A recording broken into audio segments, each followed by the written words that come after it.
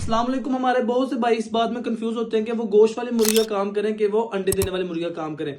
देखिए, अगर तो आपका शॉर्ट टेम्परामेंट है और आप में बर्दाश्त का मादा कम है तो आप गोश्त वाली मुर्गी का काम करें, क्योंकि 32 से 35 दिन में आपके पास उसका नफा और नुकसान सामने आ जाएगा। पर अगर आप बर्दाश्त कर सकते हैं तो फिर आप लेयर वाली मुर्गी का काम कर सकते हैं, क्योंकि उसमें 4 महीने आपने सिर्फ मुर्गी को खुराक प्रोवाइड करनी है। मुर्गी ने आपको 4 महीने बाद रिजल्ट देना शुरू करना है, क्योंकि मुर्गी ने 4 महीने बाद अंडा देना स्टार्ट करना है। अगर तो आप में बर्दाश्त और तहम्मुल है फिर आप अंडे देने वाली मुर्गी की तरफ जाएं, और अगर तो आप में बर्दाश्त नहीं है तो फिर आप गोश्त वाली मुर्गी की तरफ जाएं।